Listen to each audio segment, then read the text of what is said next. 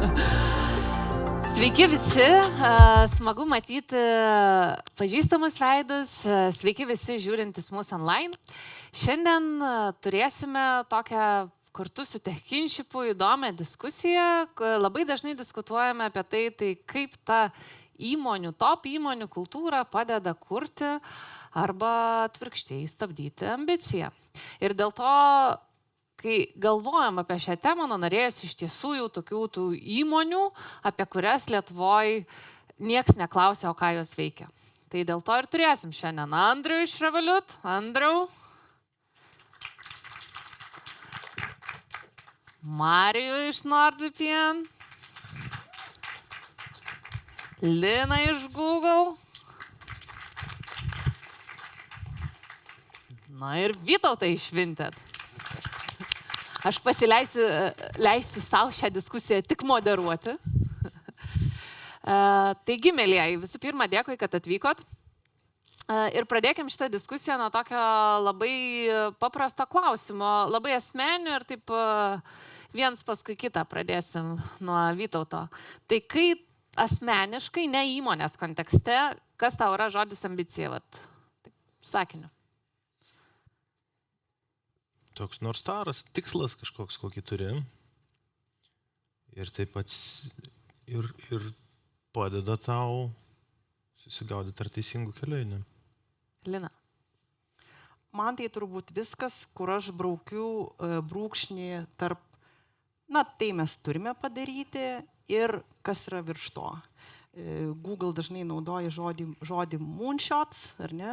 Tai turbūt panašiai iš esmės susišaukia ir su Nordstarais. Ar aš noriu padaryti kažką daugiau, kažką kitaip ir padaryti poveikį ten, kur galbūt net nesitikėjau imdamasis kokio nors paprastesnio projekto. Paprasčiau apie rezultatą, tikslą ir jo siekimą. Man tai laisvė.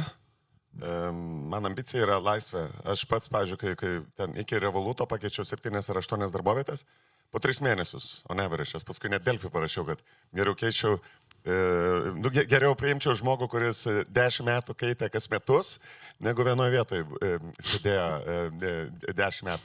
Visiškai atrodo atvirkščiai. Nes aš pats toks buvau, kur keičiau kaip kojines darbus. O mano ambicija buvo labai, ir tas žodis, ką man reiškia, tai yra laisvė, piniginė, finansinė laisvė.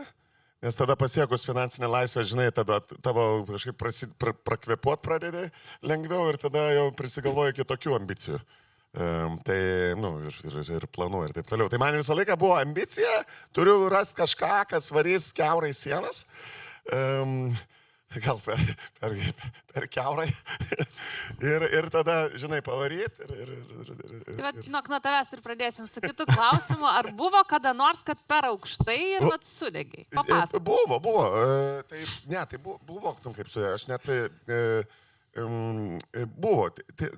Trankaisi galvą, žinot, kai tas čekų, ne čekų filosofas Mikkel Khatševskis, ir ten, kur flow, ne? Flow status arba zona, taip vadinama. Tai turi vis tiek būti balansas, žinai, kad tu būtų ne per lengva, bet ir ne per sunku, žinai, ir tada tu į tą zoną įvažiuoji. Tai pas mus, o tie, kas dirba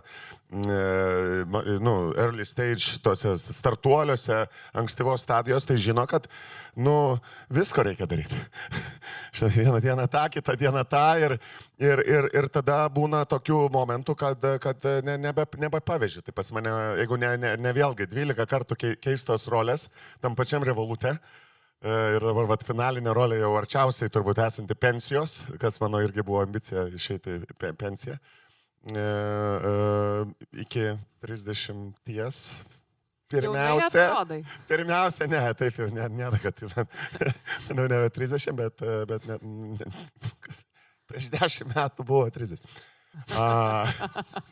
Bet pavyko iki 40. Išeiti ir dabar, žinai, vėl. Tai tu nepapasakoji, kaip tu per aukštai siekiai ambicijos. Matai, tas ir yra. Tada tu, kaip sako, tuose užsakymuose, žinai, gali būti, žinai, lėtai, pigiau, bet greitai, brangiau. Taip ir čia, pas mane visą laiką buvo įsivaizdavimas, ar yra pozicija, ir pasirodo yra, Revolut, ar pradėjau, ar kompanija, kad atitiktų mano ambiciją greitai, daug Ir paskui darai, ką nori. Tai ar buvo per daug, kada? Buvo. Andriau? Buvo Tai per daug. papasakok. Nu, žinai, kai tu ten nemiegi, va, tai verslo produktą paleidinėjom, atsimenu, 2 savaitės teko jau, žinai, nemiegot. Nu, teko ir stresas, žinai, tu kai pirmą kartą kažką tai darai, tai tu visą laiką gali perdegti. Žinai, ten, davai, paleidinėk verslo produktą, kuris dabar generuoja milijardą per metus. O ten mano kūdikis, visi pamiršta, turėtų apačioje parašyti. Created by Bichake. As created by Bichake. 10 years ago. Bet ką aš noriu pasakyti, kadangi viena iš tų pozicijų buvo netgi globalus HR vadovas, Revolute, vienas buvo toks atvejis. Tai ir kai reikėjo kultūrą ir tas pačius values sukurti, žinai, su founderiais, žinai, ir values sukurti, tai čia ne tik ant sienų pasikabinė, inovacija. Žinai, tada prašyti, ką tie behaviors, žinai, ką tie values reiškia, tada tos values įkorporuoti į samdymą, promautinimą ir atleidimą. Žinai, kad kiekvienas suprastų, ar jie pagal tos values dirba ar ne. Tai buvo ir ta mano atveju pasiekimas, nu ne tai, kad per daug ambicijos ir taip toliau kiekvienoj roliai, bet tas atsidaužimas su galva, nors atrodo dar gal galėtum toliau siekti, bet pačios rolės pakeitimas tau vėl tarsi uždeda ant naujų bėgių ir vėl tu gali su nauja tos rolės ambicija judėti priekį. Tai man tas labai padėdavo. Marijau, žodžiu, baisiausia, ką man iš Andriaus pavyko išpešti, yra 2 savaitės nemiegotos. Aha, O kaip girdėjau. tau yra buvę per daug? Buvo labai gerai. Pinigų. Labai gerai prisimenu už praeitų metų galą ir kai tikrai pasimiau daugiau negu galėjau. Ir tą tik tai suvokiau po gero 1,5 mėnesio, man atrodo, nes iš pradžio atrodė tas challenge'as labai lengvas ir paprastas. Bet tai buvo susijęs su žmonėms, su visiškai kita komanda tuo metu, ko nepasvarščiau, kad netgi gali būti nesėkmė kažkokia man pačiam. Ir kai po 1,5-2 mėnesių suvokiau, kad nei miegu, nei sportuoju, nei valgau normaliai, o tiesiog galvoju apie darbą tuo metu ir apskritai viskas važiuoja į šoną. Ir dar kai nuėjau kraujo tyrimus pasidaryti, kurie parodė labai aiškiai, kad viskas yra down, reikėjo pasakyti savo, ir tas buvo turbūt sunkiausia, pasakyti savo, kad šitas dalykas nevyko taip, kaip norėjau, kad įvyktų ir kažkaip sugebėti atsistoti ant kojų vėl. Tai ačiū kolegom, kurie buvo tuo metu šalia ir dabar turim puikų žmogų, kuris tą dalį prižiūri. 2 savaitės, 1,5 mėnesio, Lina. Aš tokia klasikėlė, tu ateini dirbti į kompaniją, į kurią patenka ten, nežinau dabar, 0,2% turbūt norinčių. Ir įmonė, kuri dirbo 24 valandas per parą, globaliai, visą laiką kažkas yra online, visą laiką yra kažką daryti. Tokia yra realybė jau, manau, kad ne vienoje ir lietuviškoje, tarptautiniai kompanijoje. Ir tu esi tarp visų tų high achieverių, apie kuriuos mes ir vėliau turbūt kalbėsim. Ir tau atrodo, kad tau reikia būti online 24 valandas per parą, kad pavaryt. Ką reiškia pavaryt? Dirbti per daug, būti online visą laiką, skraidžiau taip, kad aš esu iš tų keistų žmonių, man nebūna jetlago. O žinot, kodėl jo nebūna? Todėl, kad pas mane miego ritmo nebėra. Aš tą supratau tik žinot kada? Kada COVID'as atėjo, nes aš miegoti nebegalėjau. Aš atsikeldavau nežinia kada, nes aš supratau, kad mano kūnas nebežino, kurio iš laiko juosto iš tikrųjų esu, kuri yra mano natūrali laiko juosta. Tai man užtruko iki pirmo review mano performanso, kai aš supratau, kad gavau labai gerą įvertinimą, bet nieko on top. Ir aš pagalvojau, pala. Miegeliui ate, šeima mato mažai, čia varau už 2, o kažkaip, ir tada turbūt pirmas buvo toks įsitikinimas savo, kad reikia perimti kontrolę, nes jeigu aš leisiuos kitiem ar tai globaliai infrastruktūrai diktuoti man, kaip dirbti, tai aš irgi sudegsiu, sveikata pareis ir taip toliau. Ir irgi viskas gavosi post factum. Man atrodo, kol kas yra ta pagrindinė mintis. Nei vienas to nesuprato degimo momente. Tu jau supranti tada, kada tai praėjo. Ir aš ėmiausi labai konkrečių dalykų, pradėti valdyti savo laiką, atgauti kontrolę savo kalendoriaus. Nu, tokie paprasti dalykai, ar ne? Ir man atrodo, čia yra svarbu turbūt kiekvienam iš mūsų užduoti šitą klausimą. Kas valdo tavo kalendorių? Tu ar ne tu? Ir jeigu ne tu, tai čia pirmas dalykas, ką reikia pasidaryti. Tai man tas atėjo turbūt per pirmus metus, nes tuo metu buvo Annual Performance Review ir aš supratau, kad tai per daug kainuoja. Vyto, tai bitins metus. 10. Nu, man tokie labai noris per praktinius dalykus, ne metais matuoti. Tai aš turiu 9 metų sūnų. Tai aš suprantu, kad man ambicijos darbe per daug, jeigu aš nesugebu, skaitydamas vakare pasaką, būti čia. Ir man toks, dabar galvoju, vakar sugebėjau, užvakar, dabar geresnis toks laiko tarpiukas. Bet man tas veikia kaip labai labai tokia gera mierka. Kitas yra, toks, nekalba visi, bet tai išsirenkim tada. Tai kai būna, kai varai šituo ritmu, taigi ten stebuklų nebūna, nes veikuoliškai varom. Tai ten, pas mane konkrečiai yra kelias naktis per savaitę reikėjo gerti melatonino, kad kad užmigtum. Kad nedirbti miego metu. Jo. Tai aš dabar susitvarkęs, bet gruodis buvo, kur jaučiu 5 out of 7. Žiūrėjau, fainai, iš čia visi pašnekėt, kai būna patiem ambicijas per daug, bet įdomiau pasakot, kaip kitus deginta, ne? Tai... Šiaip tai matai, aš dabar dar labai greitai, vis tiek dar laiko turim, kiek čia? Kam 9 minutės? Regėjimas. Palik mumbiškai. Dėl tų ambicijų regėjimas irgi gal matyt nušoko. Va čia ir yra, žinai, tas ambicijai nelygu. Nes man dabar žiūrėjau prieš važiuojant, nebūtinai vairuojant, Magnus Carlsonas, ne? Praktiškai neįmanoma negalvoti apie šachmatus jam. Jisai sako, tu dabar interviu mums duodi ten, sako, ne, aš galvoju apie ten vieną ėjimą prieš 11 metų, kur galėjau kitaip padaryti. Ir ką aš noriu pasakyti, tas toksai ambicija tarsi eina koja į kojos, aišku, priklauso, ką užduoda dažniausiai viršus kompanijai, kokia ambicija, va šiuo metu ar apskritai. Ir tada tu iš tikrųjų, bet turbūt kaip ir pereisim į kitą tą, pritampi arba tave, sudegina. Ir čia irgi vienas momentas, ar nereikia nusibriežti, ko tu iš tikrųjų nori.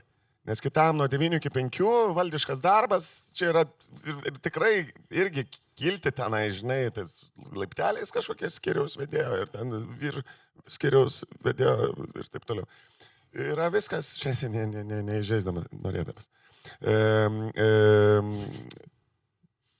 Tai apie tai ir pašnekėkim, nes aš čia pašaržavau, kad smagiau deginti kitus, bet iš tiesų faktas, kad šiandien prašau kalbėti už save, aš suprantu, kad tai galbūt nėra oficialiai cituojama kažkokia įmonės ir turbūt kiekvienoje įmonėje jau didesnėje yra tiek tų spalvų, kad viena įmonės dalis dirbs skirtingai negu kita, tai prašau kalbėti iš savo asmeninės patirties, bet Andriau, Revoliutas visada buvo žinomas, kur varysi dieną naktį, Google'as neseniai pareiškė Lina, kad 60 hours week, 6 days at the office.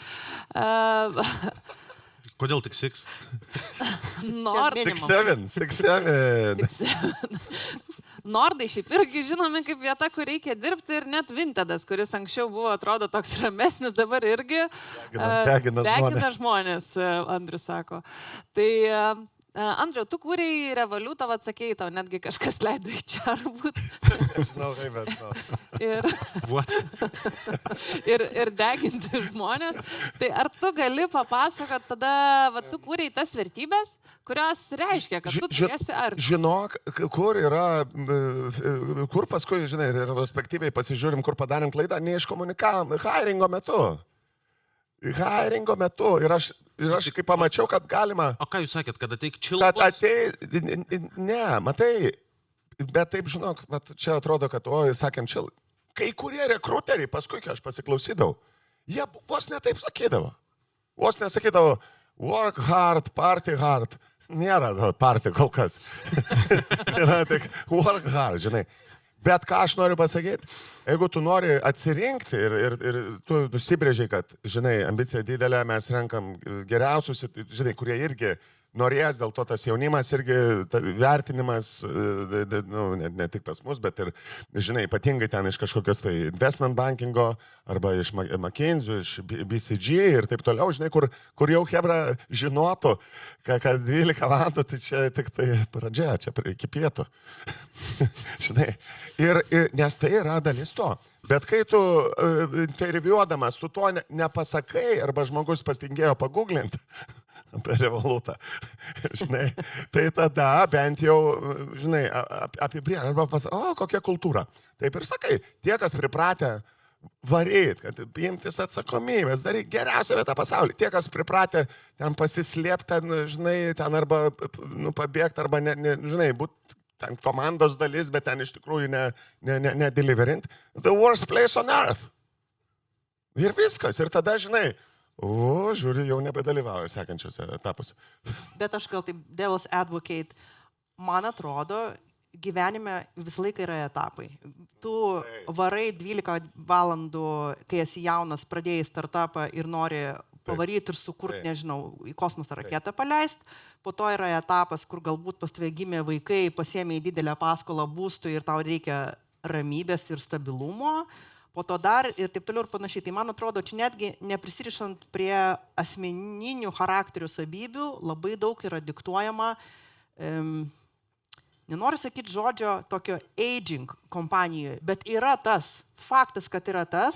Ir Google'as, kuris buvo prieš 20 metų ir, pavyzdžiui, Google'as, kuris dabar yra, jau yra kitokio tipo žmonės, nes anksčiau nebuvo pokalbio apie tai, kad reikia turėti balansą, nes man vakare vaikus reikia paguldyti miegoti, nes vaikų nebuvo. Visiškai, čia labai geras disclaimeris, nes mes obviously šnekam, žinai, aš iš savo varpinę šneku apie tą tokį high growth, vis tiek tokį labiau early stage, kur jau dabar mes pasižiūrėjome, žinai, 75 milijardai su visokiais reguliavimais ir policies ir taip toliau, jau tu tikrai jau nebesi.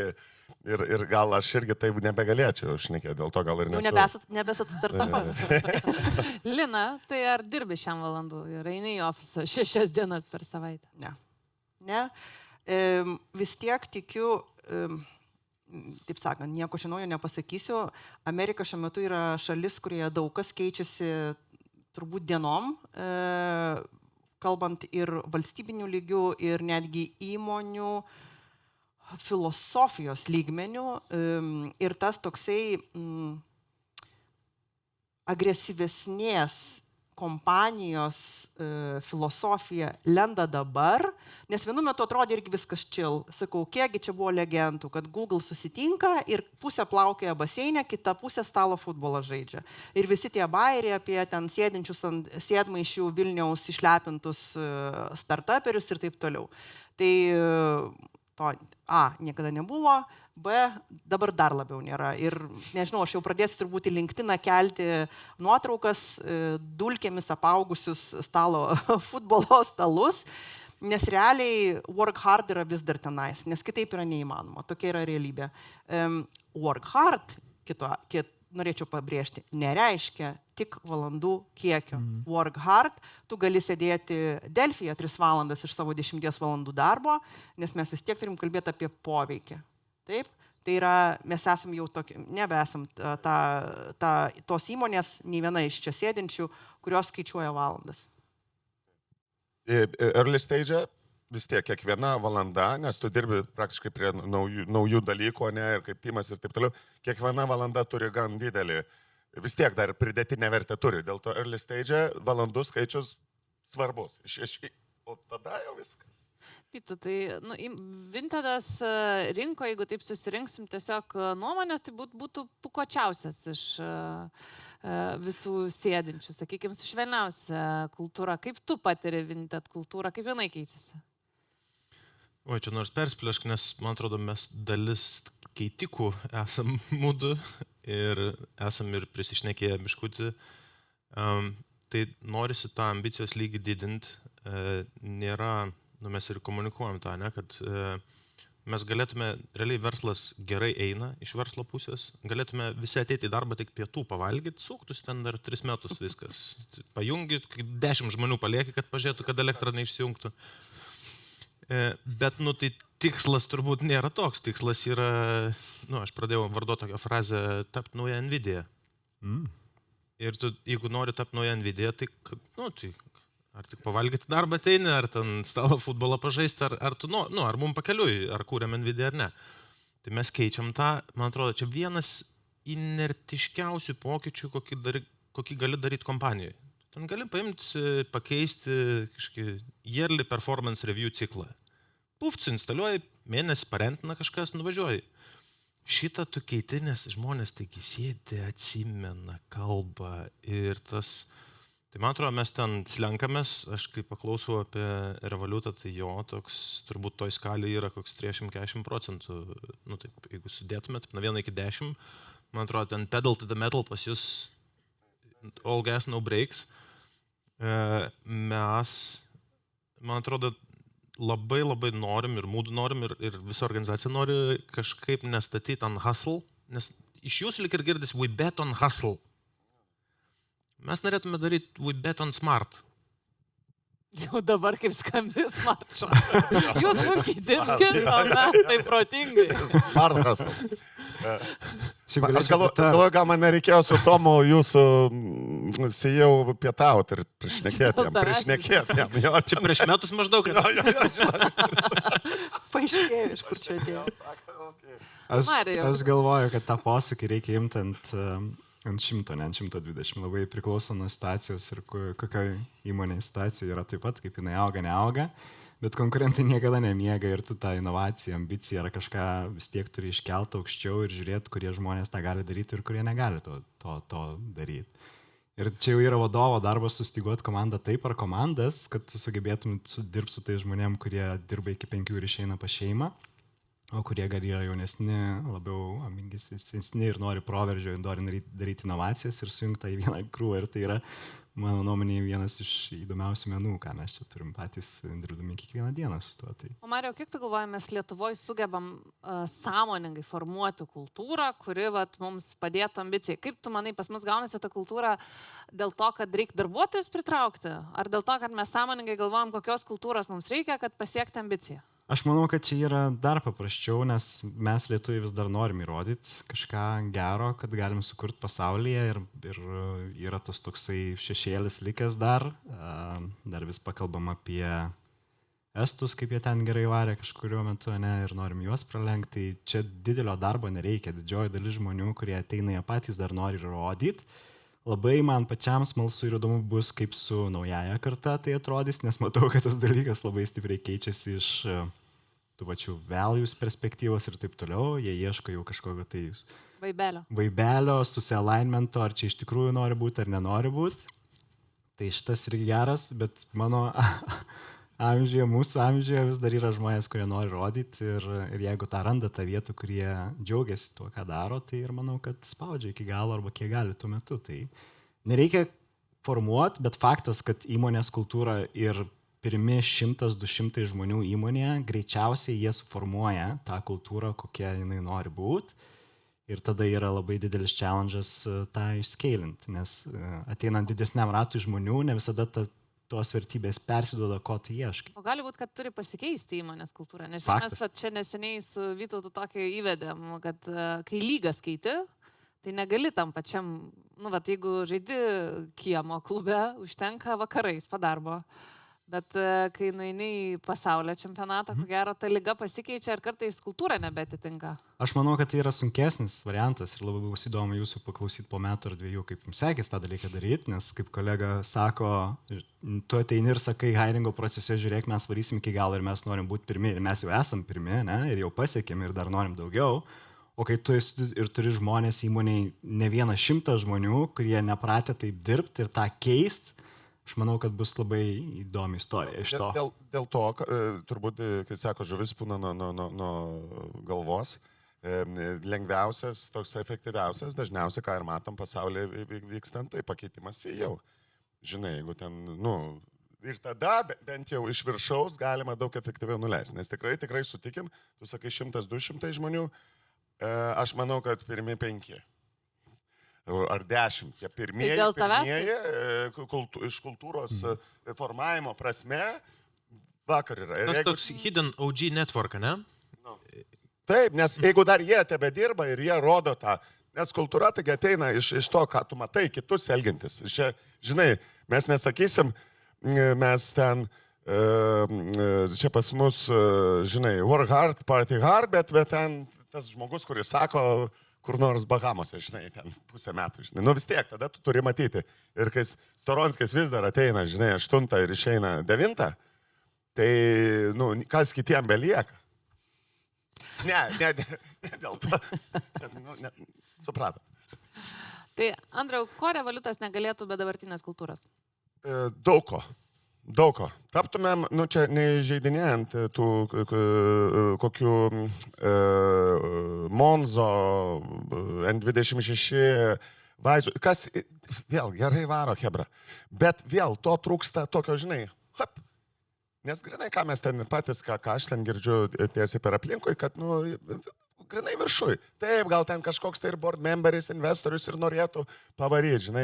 Bet vis tiek execution lygi viskas apsistoja. Ir ta kultūra, vėl, keičiant, galima būtų turbūt kažką tai paspartinti, padaryti, bet tada, ką mes šnekėjom jau ką tik, ką tu tada 3000 žmonių turėsi pakeisti. Nu, žinai, kažkaip realiai irgi pakeisti, nes nedaugam tam naujam nebetiks CEO.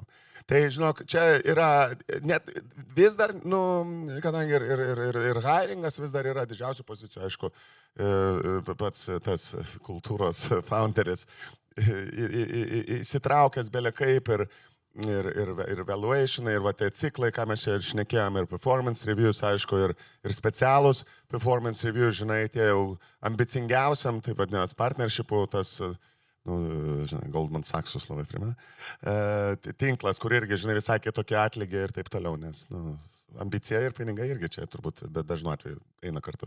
Marijau, ko Nordai negalėtų be kultūros esamas? Manau, daug ko nebūtų pasiekę, kur yra dabar taip pat.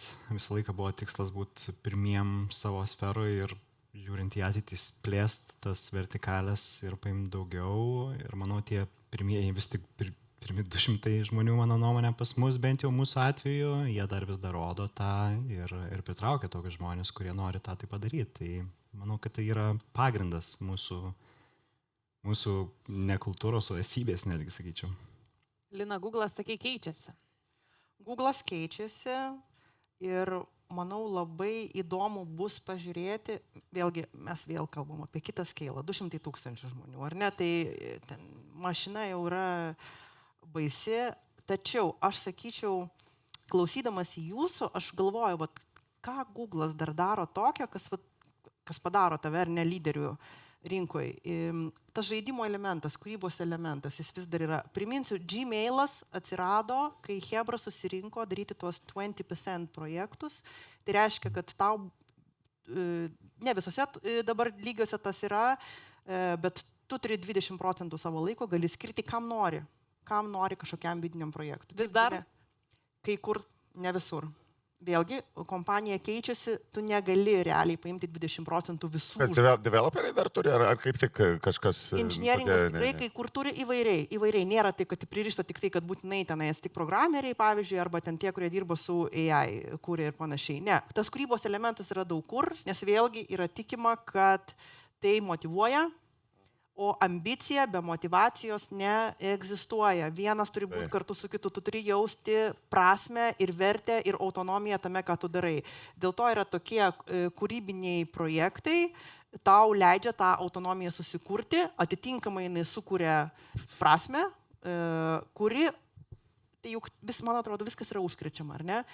Tu jauti prasmę tame 20% ir staiga žiūrėk, kad tie 80 nėra jau tokie rutina atsibodo, viską daryti tą patį per tą patį ir jau tie 80 netrodo tai baisiai. Tai, sakyčiau, tas žaidimo elementas yra turbūt vienas svarbiausių, kurios norima išlaikyti.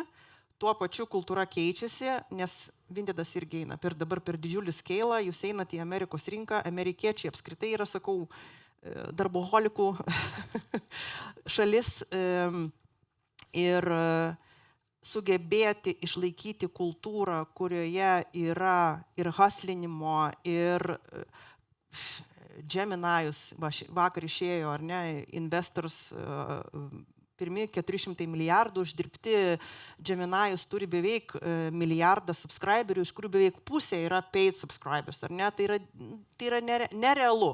Turint omeny, kad jau visi nurašė buvo Google, kad čia mes atsiliekam ir čia nieko nepadarysim.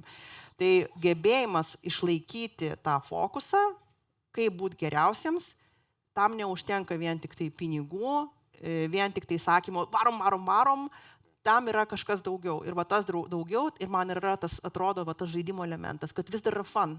Žaidimas, kitas, aišku, irgi ką tik paminėjai, kad matai rezultatą. Ir va čia, žinai, matai tą produktą, ne, kur žmonės liečia ir taip toliau. Va čia kitas, matai tas paštomatus. Vytautai. NordVPN reklamą per snukerį, vakar su kebražėjom snukerį. Visur. Vytautai, ko Vintedas negalėtų be savo kultūros, bet su tokiais kažkokiais pavyzdžiais?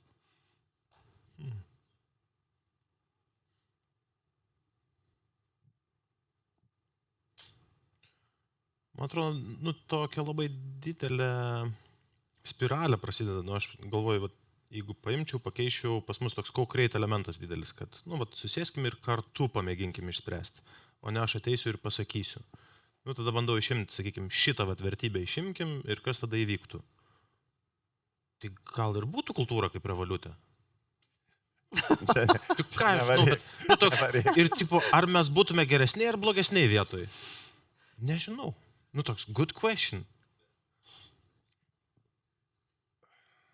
Atsidustai, gerai. Ne, žinok, matai, čia jau būtų, čia įsiveltumėm į labai, neįsivelkim, žinau, kad dar ten 30 klausimų turi, bet dar 30 minučių liko, tai, žinai, kiekvienam klausimui.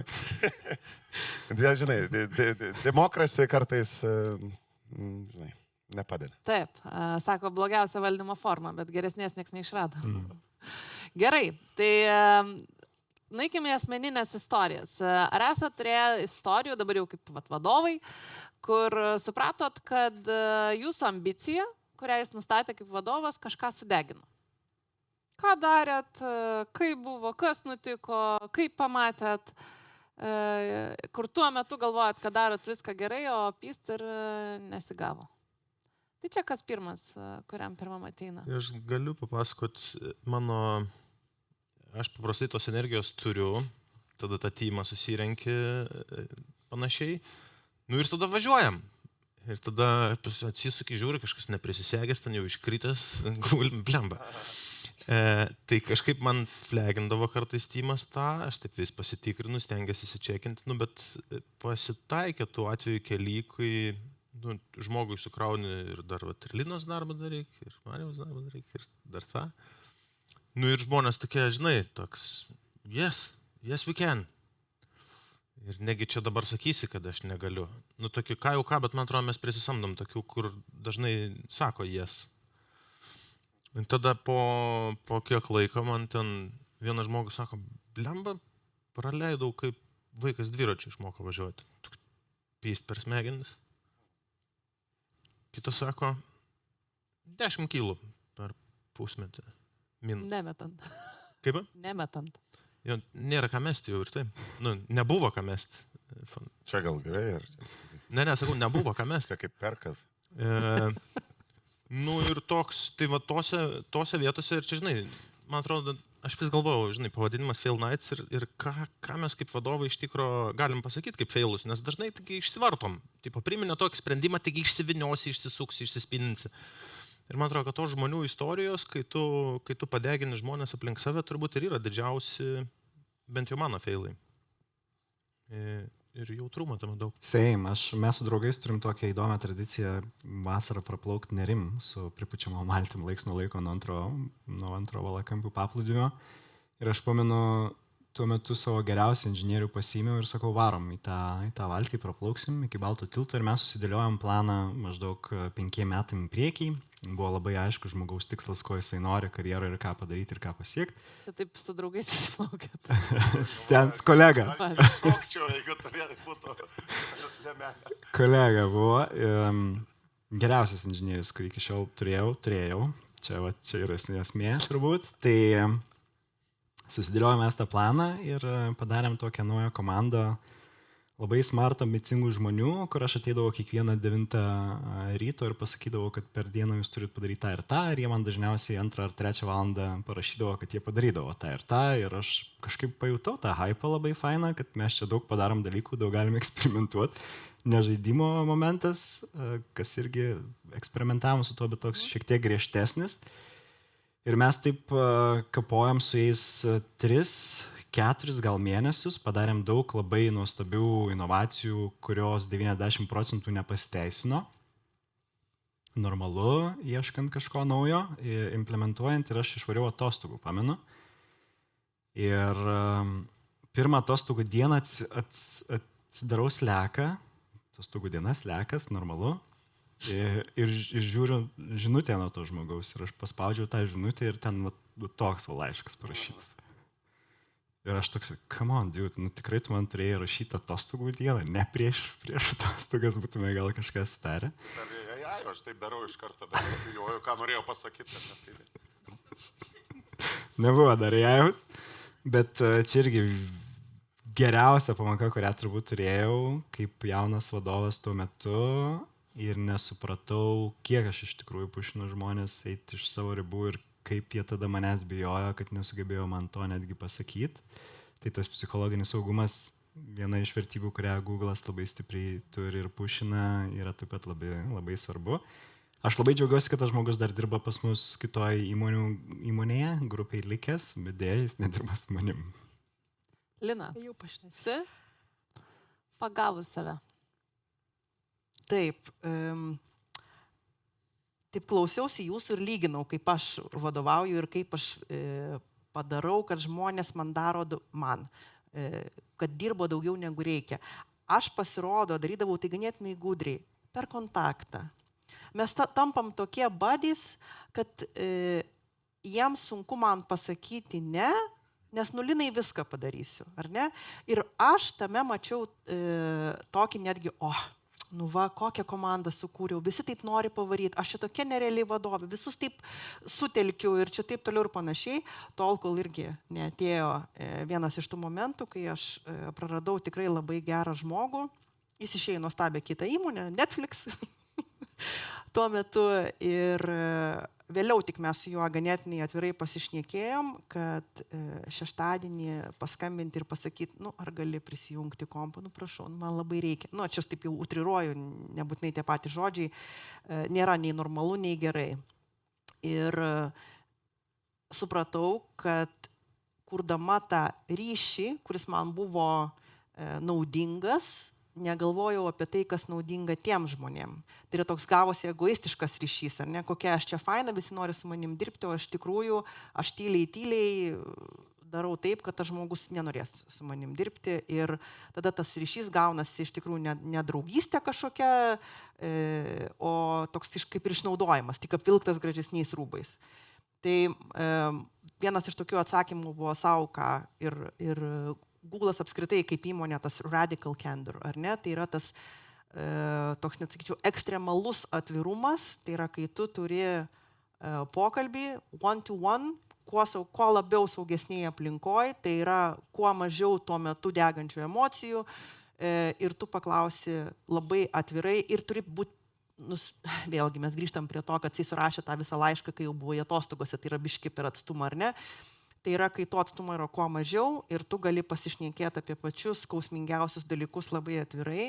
Man yra tekę ir pačiai verkti, ir žmonės verkia man. Ir aš natūralu iš to pati daug išmokau. Bet tuo pačiu supratau, kad tai yra labai, vėlgi, man trūksta žodžių, yra labai faina daryti trumpalaikius, fainus tikslus, kaip tu ir minėjai. Čia visi varė, čia padarydavo viską 2 valandą dienos, bet aš supratau, kad aš vis tiek turiu save labai nukreipti į ilgalaikę perspektyvą. Tai yra sprintas sprintų, bet vis tiek mes bėgam maratoną. Ir Lina, ko tu nori? Ar tu nori maratono? Aš noriu maratono. Ar aš noriu komandos, su kuria mes nubėgam ir pasiekėm, esam pirmieji nubėgę maratoną ir visi sveiki, ar vis dėlto pakeliui ten išmirė ten porą ir numetėm ten juos. Bet Lina, net nėra taip, kad, gal vėlgi aš nežinau apie Google kultūrą, bet kad tu gali sau leisti šiuo metu, turi babkių bėgti maratoną. Bet kai tu esi, žinai, ką tik dar startupo fazėj, tai ties 10 kilometrų gali baigtis kuras. Ir tu gali bėgti maratoną, bet jeigu tu nepadarysi to rezultato čia ir dabar, tai you're out of business. Taip. Ir vėl grįžtu prie to, kad tame reikia matyti visiems prasme. Kai žmogus mato prasme, mes visi esam tikrai 100%, kartais varę daugiau negu šiaip, kai tame matėme prasme ir žinojom, kad tai nebus labai ilgai. Tai vėlgi, man atrodo, vadovo funkcija šitoje vietoje iškomunikuoti ir sukurti tą prasme kartu, nes jeigu tu vėlgi, grįžtam prie tavo tų vertybių, jeigu aš parašysiu ant plakato vertybę, jinai netaps automatiškai komandos vertybė. Lygiai taip pat su verte, jeigu aš tikėsiu, o niekas komandai netikės, aš deginsiu žmonės ir jie dirbti tų valandų nenorės. Arba bus kažkoks, plus jau nekalbant apie klaidas, kuo žmonės yra labiau pervargę ir kuo mato mažiau prasmės, nes prasmė užveda, vėl atsiranda ambicija, atsiranda motivacija ir tada atitinkamai jinai yra užkrečiama. Jeigu 3 iš 5 mato vertę ir mato ambiciją ir varo, tie kiti 2, nebent yra, aišku, yra įvairių situacijų, yra piktybiškai nenorinčių daryti ar ne, ir ieškančių galimybės nedaryti, tada tikiuosi, kad yra galimybė pasirinkti komandą, nes Vytautai, tu paminėjai, susirenki komandą ir galvoji, va čia jau yra laisvė. Labai dažnai būna, kad tu inheritini, gauni komandą, su kuria tau reikia dirbti ir šios tą vertę sukurti. Kaip vadovas gali ją keisti vis tiek? Kas be ko, bet tai užtrunka, ar ne, susiras tinkamus talentus. Tai aš sakyčiau, vertės komunikavimas, sukūrimas vertės įvairiais būdais ir nebūtinai tai reiškia, kad mums reikia, nežinau, sukurti geriausią AI modelį. Tai gali būti gerokai paprastesni dalykai, bet tu turi padaryti taip, kad jie žinotų, kai tai viskas susidės, mes iš tikrųjų paleisim tą raketą į kosmosą. Andriu, visi sudeginę žmonių? Oi, pilna. Matai, ką reiškia sudeginti, kaip ir klientus mes kartais, kai kurie sugeba sudeginti salesmanai per daug šnekėdami. Aš sakau, aš jau pirkau, kol čia vėl neprivarėt nesąmonių ir mismanaginom, žinai, expectations. Tai expectationų managementas yra turbūt esmė. O vienas iš expectationų managementų, arba expectationų gal tokių parodymų, yra mūsų tie ketvirtiniai. Mes turėjom kažkada ir metinius pačioje pradžioje, tada pusmetinius, tada matom, kad ten per pusmetį jau ten jau gali nebekreipdėmėsio, kas ten buvo, kokie tikslai buvo, nes jau ir kryptis pasikeitus, ir tas pasikeitė. Tai netgi dar ketvirčio tiksluose. Ir tada tiem žmonėm būna kai kuriem kirvis. Ypatingai tie, kurie, pavyzdžiui, ar atėjo iš tokių labiau, žinai, legacy, tokių korporatyvinių labiau aplinkų, kur ten, tipo, niekas nesikeičia, žinai, ir taip toliau, čia viskas gali pasikeisti. Užsistatei tikslus, viskas pridavai, submitinai ir žiūri, kad po mėnesio tau jau goalpostas pasislinkęs. Tada kirtimas yra beprotiškai, žinai, ir tau kaip vadovui paaiškinti, kodėl čia viskas pasikeitė. Taigi ne pats žmogus ten didesnius, nes daug dar tikslų yra kaskaduojama, žinai, iš dar aukščiau. Tai kad tenai kažkas po myto, papetavo bičiaikas su Tomu, viskas keičiasi. Žinai, tai ir taip dažnai būna, ir tada sudega. Bet mūsų atveju, kadangi tai buvo tuo metu, kai aš ten daugiausia turėjau apsižiojęs, tai buvo early days, greitas bėgimas ir taip toliau. Mes gal tą žiūrėdavom taip labiau per transactional prizmę. Ir iš tikrųjų toks gaunasi, durnai skamba ten, išnaudojimas. Taigi tu ateini, kaip sakyti, nelabdaros, arba jūs irgi nelabdaros. Ateini ir tu darai, transactional geras turbūt žodis yra, žinai, nes tu, taigi turi padaryti, viskas keičiasi. Tai jeigu nepavarysi. Sporto komandai, grinai, ne? Nepaloši. Jo, žinok, ir mes taip atrodo, oi, čia tau tarsi duotybė tas darbas turėtų būti, žinai, tarsi gyvenimo teisė, dirbti Vintede. Ar kažkur. Bet taip tai nėra, žinai. Mes kiekvieną dieną žiūrim, keičiasi ypatingai sporte, ką tu sakai čia, labai geras palyginimas. Dėl to, kad viskas ten iš vis dabar, Pep Guardiola netgi sako, gali nuimti, net nedatemti Manchester City vienas iki galo, jeigu ten dar grybą pjaus porą varžybų. Nėra, gauna kažkas traumą, tu perki kažką kitą, nes reikia laimėti. Taip. Nu, tai čia grinai yra, mes nebūtinai gal norim pasakyti, kad turėti ten, munšotinę ambiciją privaloma. Yra daug vadovų, kurie, visai kitur jų ambicijos, ir ten nebūt, tai čia gal irgi reiktų atskirti bet kuriuo atveju, ir gal pačio pradžio reikia atskirti, kad čia nebūtinai dabar, visi, turi, visos ambicijos yra geros ambicijos. Marijau, kaip tu išmokai tą pamoką, kaip tu dabar kaip vadovas nusprendi, kur yra ta ambicija, kur nedegina? Aš manau, Lina labai gerai pasakė apie impaktą ir vertę, kurią susidėlioja kartu su komanda. Ne visada tai būna ir man labai juokinga, kai sako, kad papanuosiu šiek tiek tą idėją, kad susėdam ir visi nusprendžiam. Ne visą laiką reikia visiems susėsti ir nuspręsti. Tai labai priklauso nuo situacijos ir kaip tu priminėjai sprendimus. Kartais tau reikia tiesiog ateiti ir pasakyti, nes tu greičiausiai jau žinai, ką tą reikia daryti iš savo profesionalumo pusės. Bet įgalint žmonės tame ir leisti kartu nuspręsti, aš pastebėjau, kad labai kitaip žmonės priima tą kaip savo kūdikį, apskritai tą kūrimą ir tai, kad tu sprendi kokią problemą, sprendi ketvirtinę, metinę, kad ir kas tai bebūtų. Ir savo pačiam vis primenu, kad ir pats nedegčiau, kas savaitę bandau pasižymėti, ką aš proaktyvaus nuveikiau. Ir jeigu nėra proaktyvaus kažko padaryto iš vadovo pusės kaip manęs, tai tada man atrodo, kad aš esu labai ne tame režime, kuriame turėčiau būti. Tai kiekvienam specialistui irgi yra tokie tam tikri uždaviniai pareflektuoti savo, kas vyksta su juo čia ir dabar, kur mes esam su įmonė ir įmonės tikslais. Tai tas mano požiūris, kad ateinu 9 ir iki 2-3 norėčiau turėti jau gatavą produktą, šiek tiek pasikeitė, approachinu šiek tiek kitaip. Nėra to tokio pušo, yra labiau gal klausimo ir sugebėjimo laviruoti su esama problema tuo metu. Kartu su žmonėm.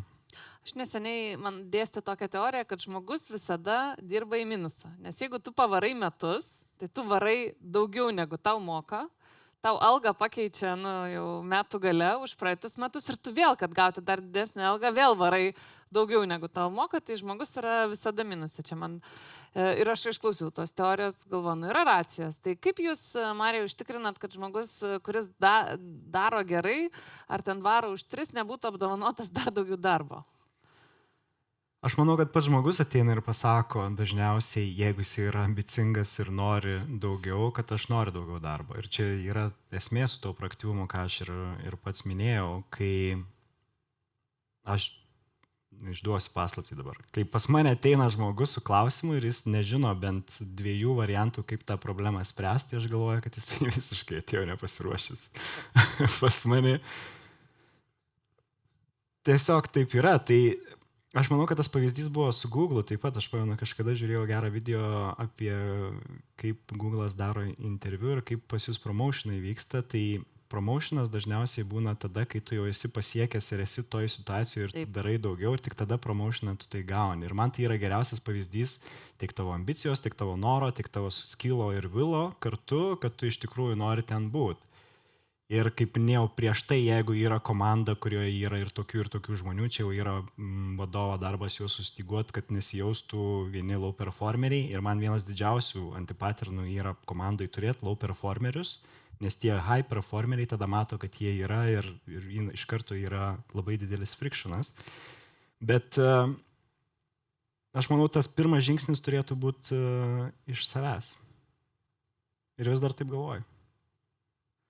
Lina, o kaip tu manai, ir Google'ui einant toliau, yra Europa, kuri, tu negali paaiškinti 60 darbo dienų, 60 valandų per savaitę. Aš jau matau prancūzus deginant to. Taip, prancūzai, ką gero, degintų ofisą. O vokiečiai tiesiog parodytų įstatymą ten. Taip, ir yra amerikiečiai, kurie miega ofise. Yra. Kaip vat tie tarpusavį žmonės sugyvena, nes turėtų nebaisiai mėgti vieni kitų? Tai yra tik to, žiūri, tik tokia, kur parodijuoja komanda europietiška ir komanda Amerika. Taip, ir ypač jeigu vadovas yra amerikietis ar ne, o komanda vokiečiai, prancūzai. Aš pati turiu globalią komandą ir dabar net susimaščiau. Nėra frikšino iš tikrųjų. Yra, aišku, ten visi vieni kitus patraukia per dantį, ypač su tais nap podais, kur gali nueit pamiegoti, po to vėl patirti ir taip toliau. Ir apie tai, kad, kiek yra europiečių, kurie 9, 10, 11 nakties kas antrą dieną jungsis į pokalbį, nes reikia, nes, pavyzdžiui, tau reikia su Azija kažką suderinti arba su Amerika, o tu esi Lietuvoje, kur yra 10 valandų skirtumas ir tu nuo jo nepabėgsi nuo to 10 valandų skirtumo.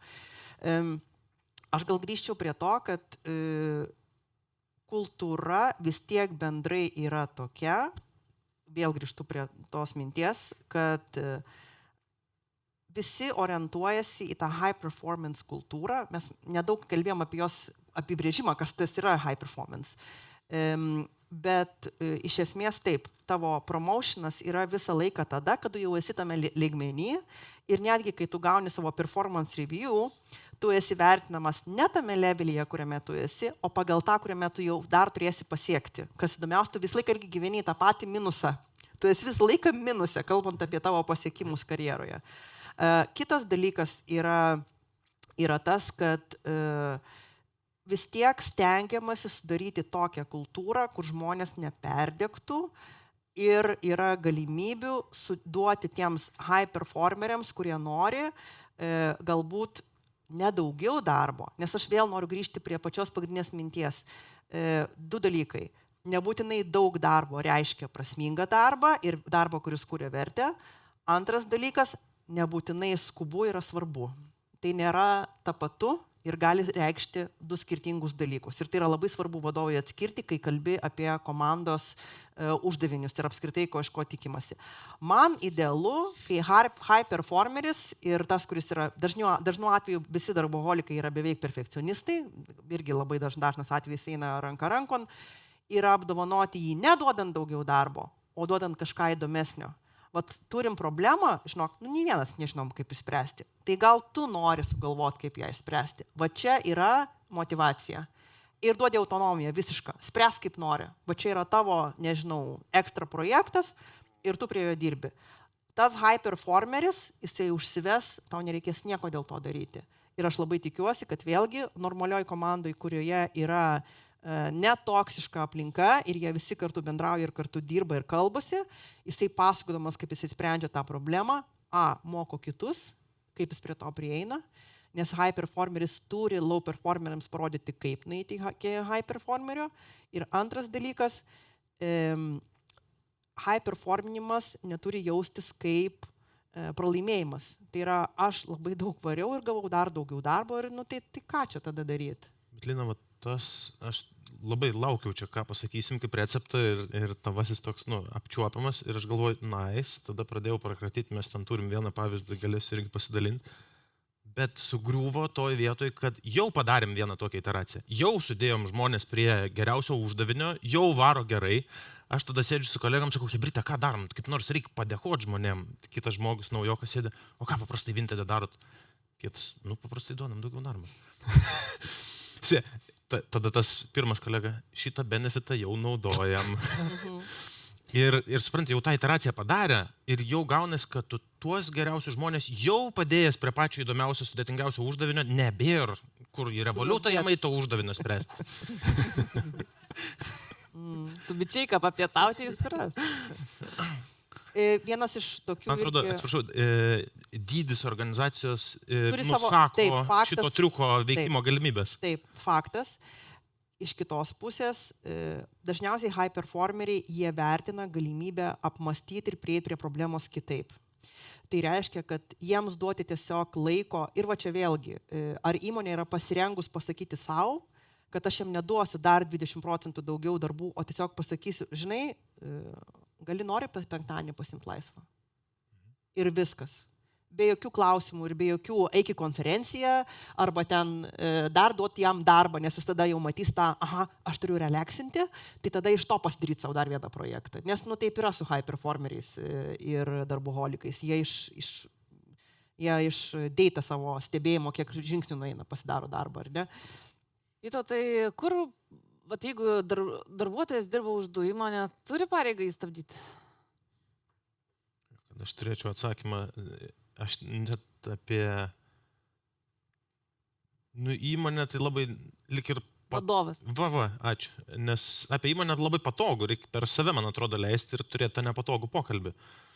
Tai aš kokį pusmetį tam klausime sėdžiu, neturiu tokio ryškaus atsakymo, tai galiu tik pasidalinti, kur mąstau. Iš vienos pusės galvoju, blemba, 2 suaugę žmonės. Gal neturiu stabdyti. Tada dar turėjau pokalbį su savim, kad jeigu aš su mūsų bendru vadovu ir aš ten bėgu į sieną, pats nematau, jis mato ir jis turėtų sakyti. Tada taip supratau, kad aš tikėčiausi, kad jis paklaustų, Vicka, nevarai į sieną. Bet jeigu aš atsakau, ne. Bet mes visi čia to pradėjom, kad nieks bėgdamas į sieną to nematė. Jo, bet bent jau dialogas, bent jau yra kažkokie, žinai, čekinai, sakykime. Ir tada, bent jau aš pats atėjau tą atsakymą, kad jeigu aš ir įvarysiu į tą sieną ir tas pokalbis buvo, man neapsiverstų liežuvis sakyti, bet vadovas galėjo stabdyti mane. Toks fuck no, aš pats turėjau susigaudyti. Andriu, pabaigai, grįžai iš pensijos, vėl kuri naują įmonę ir Revolut 2. Hipotetiškai. Revolut 2, visiškai hipotetiškai. Grįžai iš pensijos, tai Revolut 2, tau 29, iki pensijos dar yra 1 metai. Ką statai, ką darytum kitaip, kaip statyti nuo nulio? Oi, čia labai geras klausimas. Žinok, aš taip džiaugiuosi, kad man nebereikia to daryti. Žinok, aš turbūt išprotėčiau vienas dalykas, bet aišku, būčiau jaunesnis, tai gal lengviau pakeščiau. Į ledo vonės pradėčiau eiti. Anksčiau negu dabar pradėjau. 30. Bet čia jokais, bet tas kitas momentas dėl perdegimo ir taip toliau. Mes jau ir tais mano HR laikais siuntinėjom ir straipsnius ir taip toliau. Tu negali išorės kontroliuoti. Žinai, kad ir kaip norėtųsi. Nieko negali. Viskas aplinkui nekontroliuojama praktiškai. Ką tu gali, tai resilience savo ugdyti resilience, kad tave aplinka nepaveiktų. Nes kai paveikia ne taip, kaip nori, tai tada stresas. Kai nori, taip, kaip nori, malonumas. Tai pradėjom, kad resilience sportas, aišku, obviously, visi nori, kad sportuotų, bet ledo, ten konkrečiai, ledo vonės, saunos ir tokie dalykai. Koks klausimas? Tai kaip statytum kultūrą? Ne, žiūrėk, dabar bet kuriuo atveju, dabar ne tai, kad dabar turi antiek būti smart hustle, antiek ir sakau, aš dėl ko aš sakau, kad aš perdegčiau, nes su to savo senų ramų smegenyse ir senų kūnų, bet su jaunesniu gal neperdegčiau. Tiesiog žiūrėti visas įmanomas galimybės su jam, nes dabar ir investuotojai nori, kad už tos pačius pinigus, kiek iš jų prašai, 10 kartų greičiau padarytum. Arba 10 kartų mažiau prašytum. Žinai, ir tiek pat padarytum. Bet galimybės iš tikrųjų tada ir prasidės gal dar didesnės inovacijos ir taip toliau. Aš tikrai tikiu, kad ir Google neturi turbūt labai vieno iš tikslų turėti 1 milijoną darbuotojų. Jeigu paklaustumėt, mes Revolutė, man atrodo, virš 20 ar 25 jau turim 1000. Bet, žinok, aš taip galiu vis tiek nefilmuoja ir nepatalpinta bus metus laiko ar ilgiau. Tai, gerai būtų kaip kokiam WhatsApp'ui būt, žinai, tenai. Dabar, aišku, jau pas juos daug, bet kai nupirko, ne, ten visi žvengia, kad 40 darbuotojų už 19 jardų. Ar kažkas to, ar Instagramą irgi ten už 10 darbuotojų, žinai, ir tai. Kur būtų beauty, būtų, wow, kaip jūs tą daro. Čia beje, jūsų rėmėjas Tele2 irgi šitoje vietoje gan yra efficient, sakykime, ne? Mariau, vieną dalyką, kaip vadovas... Tai tada bet kuriuo atveju reikės vienam žmogui daryti daug darbų. O šiaip sakau, ejajus, Sauna, grįžtant į ledas. sauną, ledas, geriau Ledas. nieko nedaryti šiaip. Geriau jokios įmonės nekurt, va gal atsakymas. Marijau, kaip vadovas, vieną dalyką, kurį dabar formuotum kitaip savo komandai. Sunkus klausimas. Bet... Tačiau plauktum tą Vilnelį. Jo, mažiau plaukčiau su Flako valtim gal nerim. netikrintum. Bet kaip kitaip, nemanau, kad daryčiau labai stipriai kitaip. Manau, kad bandyčiau prisitraukti žmonės tie, kurie iš tikrųjų tik idėja, ką mes darom tuo metu ir nori tą daryti ir kur tą vertę, kad ir kaip tai klišė skambėtų. Bet didžiausias proveržis ir būna su tai žmonėm, kurie enjoyina tą problemos sprendimu. Lina, vienas patarimas iš tavęs lietuviam, kurie augs kada nors galbūt iki Google dydžio. Tai aukit, Jėzus, man atrodo, čia viskas labai, aš sakau, niekada nereikia savęs nuvertinti, mes pernelyg, palauk, tu minėjai, ar ne, kad mes turim tą šešėlį, ar ne, ar tu, Mariau, kad mes čia vis bandom pasivyti kažką. Man atrodo, kad kartais visą galvą aukščiau, tik galimybės buvo ne tos pačios, ne? Level playing field neatsiranda iš karto. Aš sakyčiau, kad man irgi atrodo, gal aš tokia labai naivi ir labai romantikė tame darbo įsivaizdavime, bet man visada gyvenime buvo labai svarbu, ką ir kodėl aš veikiu. Ir kokią prasme mano darbas atneša ne tik man, bet Žemei, Lietuvai, planetai, mano šeimai, pasauliui, ateičiai. Man dėl to, pavyzdžiui, Vintedas yra labai žavu, kadangi man pati ta tvarumo idėja apskritai yra labai svarbi. Ir man darbas visada turi turėti prasme. Aš, žinokit, niekada neėjau dirbti dėl pinigų. Aš į Google atėjau su mažesnė alga, negu aš turėjau prieš tai buvusio įmonėje, tarp kitko. Ir man tai padėjo susiformuoti mane pačią, kad yra svarbiau kodėl, o ne už kiek. Už kiek irgi svarbu, aš nesakau, čia vėlgi ne labdara, tai yra transaction, bet aš labai norėčiau, kad mano komandai būtų lygiai tokie patys žmonės, kurie irgi matytų prasme, o negalvotų apie tai, kad jie atėjo tik tai dirbti tų valandėlių. Va tada gimsta magija komandai, nesvarbu, kokį darbą darai. Vytautai, vienas palinkėjimas paprastam žmogui, kuris galbūt žiūri šią diskusiją ir galvoja, kad įmonės ambicija jį degina šiek tiek labiau, negu jis norėtų. Tai atsitraukti ir pažiūrėti, ką darai su savo gyvenimu ir tokį padaryti bet on yourself. Dažnai žmonės būna įsivaizduoja, kad ten auga, mokosi, eina į kažkokias antrarūšės konferencijas. Arba pirmarūšės. Bet to tokio, kad atsitraukia 3 žingsnis ir ką aš čia darau su savo gyvenimu, kokius top 3 dalykus man reikėtų pasiauginti, kad aš atsirašiau teisingoje vietoje. Man atrodo, šitas yra taip 9 iš 10 to nedaro. Tai... Ja, jau vėl to apie ją išnai. Blemba, taip gerai pasakiau ir... Dėkoju visiems pranešėjams ir pokalbiui. Pokalbis gavosi smagus. Tikiuosi, kiekvienas jame atradote kažką naudingo savo. Ir už 10 minučių tęsime su kita mūsų diskusija. Dėkoju pašnekovam. Ačiū.